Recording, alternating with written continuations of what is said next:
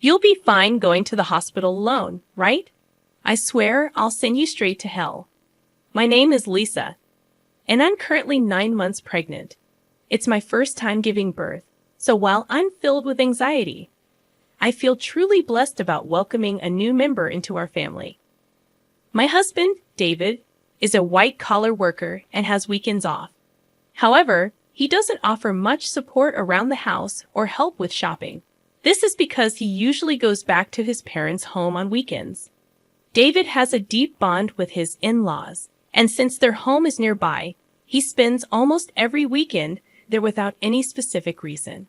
Since becoming pregnant, I've been cautious about lifting heavy objects. For instance, when buying heavy items like rice, understanding friends often help out. My daily routine starts by waking up early, preparing breakfast for David, and seeing him off to work. Afterward, I do the cleaning and laundry, and then head out for any necessary shopping. Once I return home, I start prepping for dinner. Only after finishing these tasks can I finally have some relaxation time. Since taking maternity leave, I've taken up a new hobby, blogging. Every day, I write a diary accompanied by photos I take, such as meals, the blue sky, flowers blooming in the garden, and more. Many friends and acquaintances leave comments, and these moments of journaling have become small daily joys for me. One evening, as I was preparing dinner, my husband returned home as usual. He carelessly placed his bag and jacket on the sofa, and I tidied them up, hanging them on a coat hanger. "Welcome back. I made hamburgers for dinner. I'm going to take a bath," I said. Responding curtly, he headed straight for the bathroom. 3 years have passed since we got married, and there has been little kindness or consideration from him. I occasionally wonder if this is truly what a marital relationship should be like. But I've resigned myself to it. When David returned in his pajamas, I handed him a drink. "Where's the beer?" he asked, glancing at the bar. I hinted, "Sorry, I forgot to buy it today. I'll get some tomorrow." Seriously. Go to the convenience store now. His demeanor changed immediately, and he spoke with evident anger. I was irritated. Why was he asking his pregnant wife to do this? If you want it so badly, why don't you go get it yourself? It's hard for me to move around with this big belly. At that moment, he became even angrier and started shouting. "You're the one who forgot to buy it. It's your job to fix that mistake. Just because you're pregnant doesn't mean you get special treatment." My mother always said it's important to keep moving for the sake of health. Knowing that he doesn't calm down easily when he's angry, I reluctantly decided to go to the convenience store. Once I arrived, I bumped into Sarah, a neighbor. "Oh, Sarah, good evening." "Good evening, Lisa. Did you forget to buy something too?" "I ran out of sauce so I came here." Sarah's cheerful voice slightly lifted my spirits. "My husband really wanted beer, and he told me to buy it. Why didn't he just go himself?" That's what I said, but it didn't get through to him. "It sounds like you're having a tough time, Lisa." After walking together for a bit, Sarah and I parted ways at a crossroad. When I returned home, David was lounging on the sofa, watching TV, having not even cleaned up after dinner. "Why did it take you so long? What were you dawdling around for? Give me the beer." David's disgruntled voice and his insensitive remarks made my heart ache. However, I handed him the beer without a word and began cleaning up after the meal. How could he say such things to me, especially when I'm pregnant? I felt the urge to retort, but I didn't want another shouting match, so I remained silent. Afterward, I had my dinner, took a relaxing bath, and headed to the bedroom. The next morning, David acted as if nothing had happened. It seems he's the type to forget everything after a good night's sleep. However, I couldn't forget his words from the previous night, and I consciously ignored him. "Why are you making that face so early in the morning? Don't take it out on me. I'm heading to work now, so be a bit considerate. You know the importance of appreciation, right?" Due to what he said, I was filled with the urge to retort, "That applies to you, doesn't it?" But out of shock and disbelief, all I could do was sigh deeply and see him off.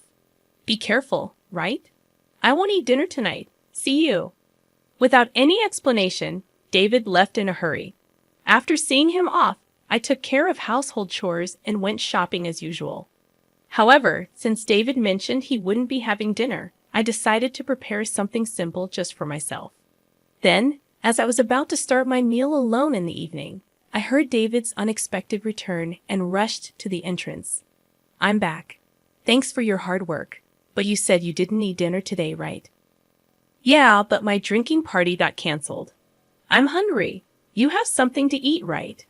"Well, I only prepared a meal for myself today." Upon hearing this, David's face contorted with anger. "Didn't you even consider the possibility I might come back? This is unbelievable." Saying that, he moved to the dining table, and upon seeing the dinner I prepared, his mood worsened.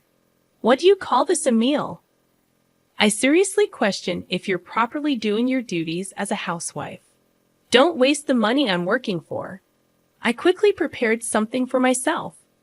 Please don't get mad like this. Maybe you should learn proper cooking from my mom. Honestly, I've always found your cooking lacking. Again, he always compares me to his mother. Doesn't he realize how hurtful these comparisons can be? I can't eat this. Go buy something. Hearing this, my heart sank further. What does he think of me? It's already night, and I've taken a bath. Can't you go buy it yourself? Forget it. You forgot to buy beer yesterday, didn't prepare dinner today. It's so frustrating. I'm going back to my parents' place. David stormed out and left alone in the house. I strangely felt a sense of relief. The next morning, as I expected, I received an angry call from David's mother. "How can you not serve David a proper meal? This feels like moral harassment, if not worse." I explained what happened yesterday, but she wasn't accepting it. So I apologized and ended the call. After the call, my mood plummeted. Since David wasn't home, I decided to have a leisurely late brunch. However, the thought of David coming back tonight weighed on my mind. Considering yesterday's events, I decided to make tonight's dinner special. I shopped with more care than usual, picking out ingredients and adding David's favorite beer to the cart. I was determined to prepare a dinner that would earn David's praise. I shortened my blog update time a bit to allocate more time to cooking. After dedicating ample time to preparations, the table was set beautifully, as if it was a special occasion. Looking at it, I felt a sense of accomplishment and couldn't help but praise myself. With this, he should definitely be satisfied. I waited patiently in the dining room for David to come home, but as time passed, there was no sign of him. I tried contacting him several times via my smartphone, but there was no response, and I became more worried as the clock continued to tick. 1 hour, then 2 hours passed, and I began to get anxious. Did he possibly go to his parents' house? Thinking this, I called David's parents to check, but they said he hadn't come there either. I tried calling David multiple times, but still, there was no response. As midnight approached, just when I was considering contacting the police, a staggering David returned home. He seemed clearly drunk. "I'm home, hiccup." I rushed to the entrance in concern and found David lying on the hallway floor. "What happened? Are you okay?" Hearing my voice, he responded angrily, "Too loud, go away." He then staggered towards the dining room. When I tried to support him, he forcefully shook off my hand. "Don't touch me. Don't come near me with that ugly face. To think you're my wife." In his drunken state, he spat out those words and then just lay down right there. Those words were beyond shocking. Why? Why can't he consider others' feelings? His remarks hurt me deeply, and I was filled with thoughts of maybe he no longer sees me as family. Tears welled up in my eyes. I put so much effort into cooking, it was all for nothing. With that thought, I had my dinner alone and enveloped in loneliness. The next morning, David woke up as if nothing had happened. "My head hurts. I guess I drank too much." "But why did you leave me in the hallway?" "You chose to lie down there, David. It's not my fault." "Aren't you my wife? At least take care of me when I'm drunk." David's words made me wonder why he always blames me right away. If you weren't going to eat at home, you could have at least let me know. I had prepared a nice meal, and I called you multiple times. Why didn't you answer? Then David replied nonchalantly, My drinking party from the day before got rescheduled to yesterday. Do I have to report everything? Besides, you know how hard it is to pick up the phone during a gathering. Think about my situation. With every word David said, my heart got colder and my expectations of him diminished. That way, I won't feel hurt or disappointed anymore. This thought lingered in my mind that I'm taking a break and going back to my parents' home tomorrow. Being with you lately feels unpleasant and boring. Seeing David's attitude of looking down on me made me increasingly consider the option of divorce. Our baby is due soon, and my heart races in anticipation. Even though I've heard stories about the pains of labor from friends, my excitement to meet the new life inside me overshadows those concerns. The neighbors often encourage me with words like, "It's just a little while longer," which brightens my mood. Hey, want to go on a family trip soon after David returned home? He made a surprising suggestion. Really? But I'm talking about a family trip. My mom and dad want to join. I was taken aback. Why would parents make such a proposal? Tensions exist between me and David's parents whenever there's an issue concerning David. They tend to blame me, like the previous phone call incident. However, the sudden idea of a trip left me doubtful. I'm about to give birth soon, and traveling a long distance might be a bit risky. David replied, "How many times do I have to tell you? Just because you're pregnant doesn't mean you're sick. My parents are thoughtfully inviting us. But what if something happens? It'll be fine. Everything's already decided. We'll go for 2 nights and 3 days next week." What? Next week is my due date. That's a bit. Just do as you're told. Prepare for the trip. End of discussion. David just expressed his opinion and then left the room. I'm in trouble now, I thought to myself. The next day, I sought advice from a close friend and explained the situation. She was concerned and said, "That's a bit too much." While I was contemplating how to decline the offer, the day of the trip suddenly arrived. Actually, I'm not feeling well today. I'm worried about the baby, so I'm going to rest at home. I tried to use that as an excuse, but David didn't seem convinced. Anyway, you can just rest in the car, and you'll be fine, right? Come on, bring a luggage. We're heading to my parents' house, so hurry up. As we headed to the car, I was worried and asked, "Is this really okay?" After loading our luggage into the car and sitting in the passenger seat, I felt warmth at my feet. Looking down, I noticed water spreading around them. Oh my water broke. I immediately informed David. "David, I think my water just broke. Please take me to the hospital quickly." Taken aback by the situation, David exclaimed, "Are you serious?" "Yes, I'm serious. We need to go to the hospital now. The baby might be coming." While trying to clean up the water with a towel in the car, David suddenly opened the passenger door. "David, what are you doing? We need to go to the hospital." "Get out, you're going to make a mess in the car." I was in complete shock. "What are you saying?" I said, "Get out. I need to clean the car." Then David forcefully pulled me out of the car. In this unbelievable situation, David said, "I can't believe this. We were supposed to be on a family trip. Just go to the hospital by yourself." I was too shocked to say anything as I called out to David, "Wait, how can you leave me here like this?" He drove away, leaving me behind. Feeling overwhelmed, I quickly dialed for an ambulance. When someone approached, asking, "Lisa, are you okay?" It was Sarah, looking concerned. Sarah immediately recognized my predicament and arranged for a special taxi, comforting me throughout. Grateful for her kindness, tears streamed down my face. Soon after, I safely arrived at the hospital, thanks to Sarah's help. On the way, she held my hand and cheered me up, staying by my side until I was taken to my room. While being transferred, I made a silent vow. I will make him pay for this. Even as labor pains grew, Sarah kept holding my hand. Furthermore, she contacted my parents, who soon arrived at the hospital and looked deeply concerned. Sarah whispered to them, "There's something I want to discuss." The 3 then left the room. As the labor pains intensified, my smartphone vibrated from a corner of the room. "Who is it?" I asked, and my parents responded with David's name. They looked displeased, but I took the call anyway. As soon as I answered, I heard a panicky David, "Help me."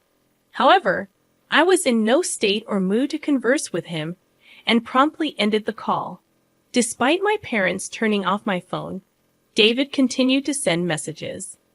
As labor intensified, I was finally moved to the delivery room. After enduring the pain for some time, I finally heard my baby's cries. Exhausted, I saw my parents and Sarah standing before me with warm smiles. Relieved, I closed my eyes and rested. When I woke up after a few hours of sleep, I found myself lying in the hospital bed. Rubbing my eyes, I noticed my parents sitting next to me, their faces filled with concern. "Are you okay?" my mother asked gently, still feeling the weight of exhaustion.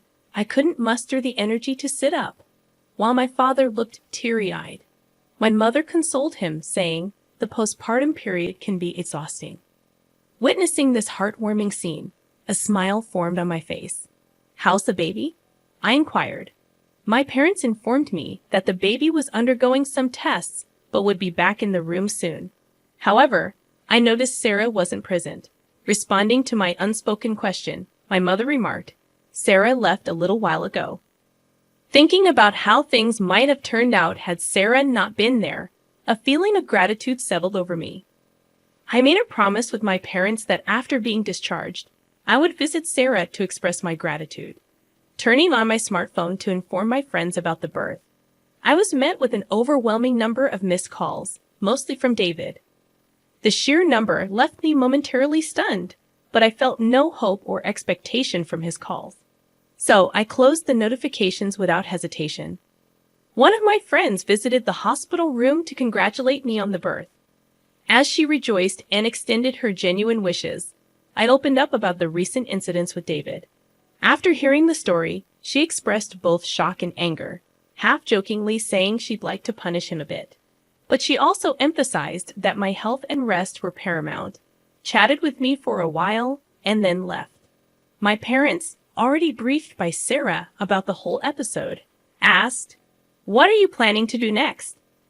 I shared my thoughts about my relationship with David and told my parents I'm considering divorce. They respected my decision and provided their support. Upon my discharge, I planned to stay at my parents' house, where they had prepared a room for me. Meanwhile, David seemed to have visited the hospital, but as I had informed the hospital staff that I didn't wish to see him, he wasn't allowed in. The next day, Sarah came to my hospital room holding a fruit basket. "Sarah, you came!" I exclaimed with delight. "You seem to be recovering well, but remember not to overexert yourself. Postpartum fatigue can be quite profound," she advised. Feeling comforted by Sarah's words, I sighed with relief, taking the fruit basket from her. "Sarah, thank you so much for helping me. I don't know what would have happened if you weren't there." I expressed my deep gratitude as I bowed deeply. Sarah gently laughed, saying, "What's most important is that both you and the baby are healthy. I just want a small hand. Regardless, I'm forever grateful. Once things settle down, I'll come over to thank you properly." Sarah laughed warmly in response. "You know, I've talked to my husband about what happened. He seemed quite furious." From her words, I could somewhat deduce David's situation. "Sarah, I'm truly sorry for dragging you into this mess," I admitted. "Don't worry. Remember who you owe for being able to work at your current company. This incident is truly hard to forgive." At that moment, I heard a stern tone in Sarah's voice for the first time.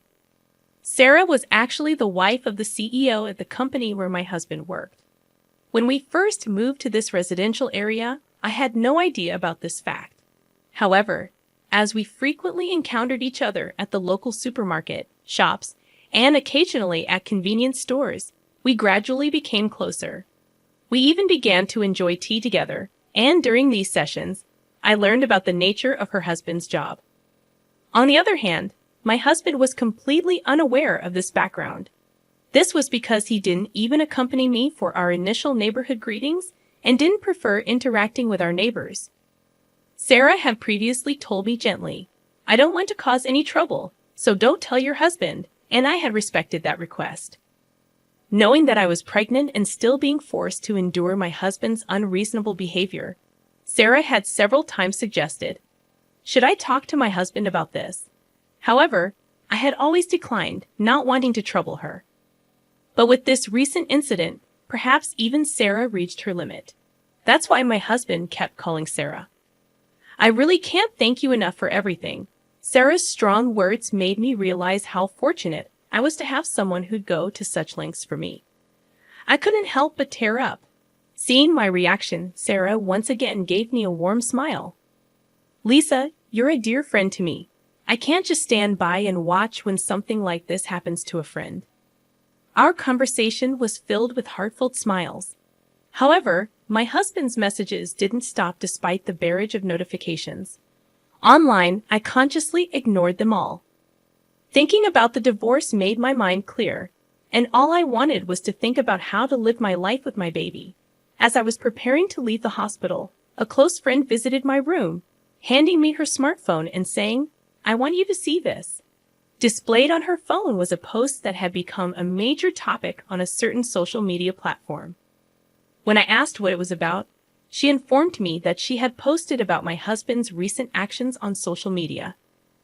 My friend had a significant influence on social media with a massive follower count. One day, she received a reply to one of her posts. The follower who replied had, by chance, captured a video of the scene where I was yelled at by my husband after being let out of the car. The follower, wanting to protect my privacy, blurred my face in the video, and, with my friend's permission, shared it online. The video spread like wildfire, and as a result, personal details about my husband and even his company were identified. Currently, my husband seems to be under a barrage of criticism online. What? I had no idea it had escalated to this level. My friend, smiling gently, remarked. "Well, they brought it upon themselves, didn't they? My husband's actions and their consequences were all a result of choices he made." Furthermore, when one of my husband's friends confronted him about the incident, he reportedly excused himself, saying, "I had a prior travel commitment with my parents that day, so I had no choice." Because of this statement, not only my husband, but also his parents began to face criticism online. The story spread even in the vicinity of my in-laws' home, and there seemed to be various topics related to my husband's parents circulating on social media. Suddenly, my phone started ringing. When I checked the screen, it was a call from my mother-in-law. "That's for my mother-in-law." My friend, eyeing the screen of my phone with interest, suggested, "Why don't you pick up and give her a piece of your mind?" However, I was so fed up that I felt no words to do so and decided to ignore it. Before I knew it, the missed calls log was filled with names of my husband, father-in-law, and mother-in-law. Ever since the incident was highlighted on social media, even the hospital staff seemed to be aware of my situation and started offering genuine support.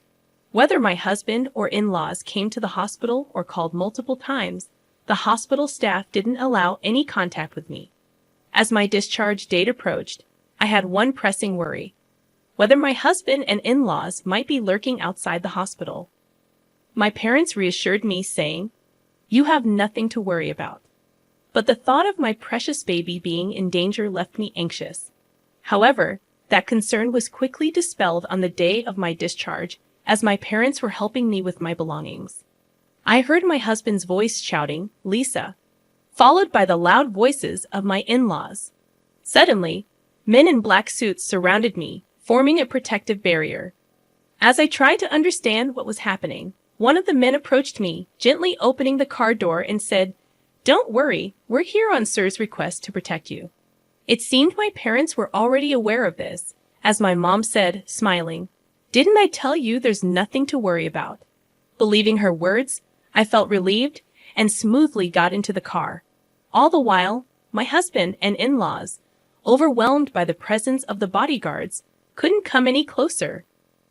I can't find the words to express how grateful I am for Sarah supporting me like this. The only thing occupying my mind was how to reciprocate Sarah's kindness. My parents felt the same, saying in unison, "We have to find a way to show our gratitude to Sarah." Although my new life began smoothly and pleasant days continued, the contacts from my husband and in-laws never ceased. I mailed them the divorce papers, but there wasn't even a hint of acceptance. One day, my in-laws called our home.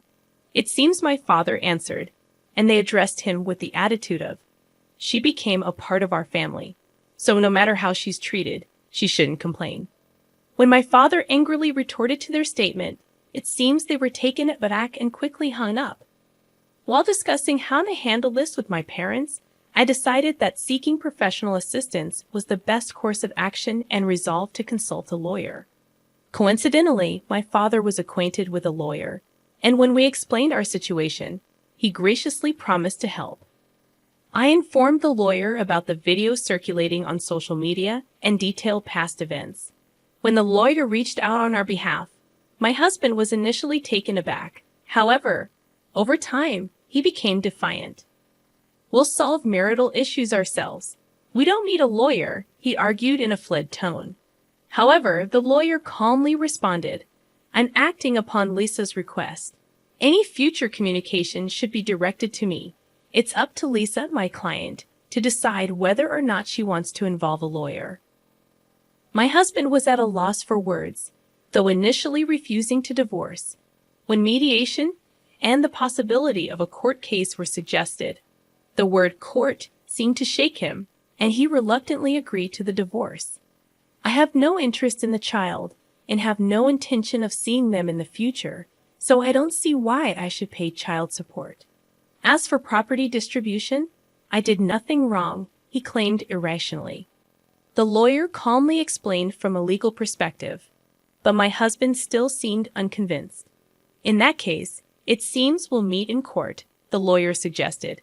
My in-laws, who were listening nearby, appeared to panic and immediately agreed. When I was informed of this by the lawyer, I was shocked that I had ever married such a man. I had been communicating with Sarah since returning to my parents' home, and when I told her about the recent events, she playfully and gleefully suggested, "How about seizing your ex-husband's retirement pay? Garnishment is one way, right?" Feeling overwhelmed by Sarah's astuteness, a while later, I was contacted by the lawyer who conveyed that my husband wished to apologize in person. Wanting a satisfactory conclusion, I agreed to converse over the phone under the supervision of the lawyer. The day of the scheduled call arrived. On that day, I was accompanied by my parents and the lawyer. From the other end of the line, I heard, "Finally, you answer. Apologize now, and I'll forgive you. So come back home. Let's be a couple again. The house is a mess. I might lose my job, and everyone's looking at me coldly. All of this is your fault, so take responsibility." He continued to bombard me with accusations. Without being overwhelmed, I calmly chose how to react. When he said, "See, you can't even reply properly, truly a woman with no redeeming qualities," I finally responded, "Just so you know, this conversation is being recorded. I'll keep it as evidence. Goodbye." Hearing this, my husband's voice revealed his shock. "Wait, you recorded it? That's not fair, right? I was joking. I'm sorry. I can't live without you. Let's start over. We truly loved each other, right?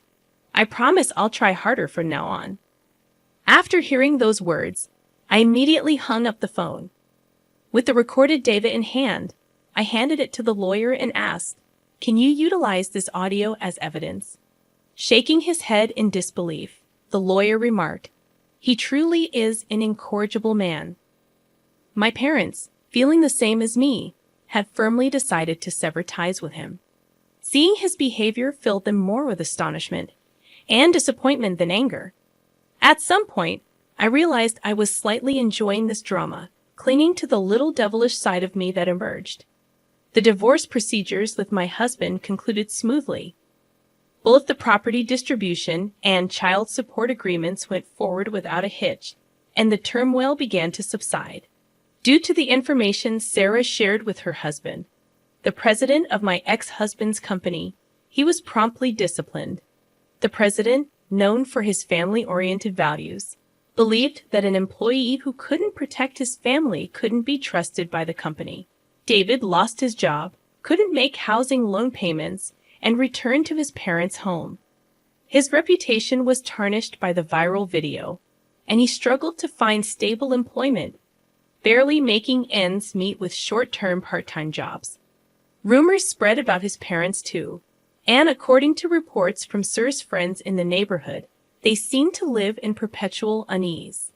The cold societal judgment they faced, which exceeded my expectations, made me think that, surprisingly, this ostracization might be harder for them than any legal repercussions. With most matters settled and my health recovering, my parents, my baby, and I visited Sarah's home to express our gratitude. Both Sarah and her husband seemed genuinely happy and doted on my baby, making us feel warm and welcomed. After that, Sarah and my mother became close friends. Similarly, Sarah's husband and my father got along very well, and our families grew close. Furthermore, Sarah and her husband's son was around my age, and to everyone's surprise, our relationship began to develop in an unexpected direction. A few years later, the idea that I might actually become a part of Sir family was something no one could have ever predicted. Life truly is full of surprises,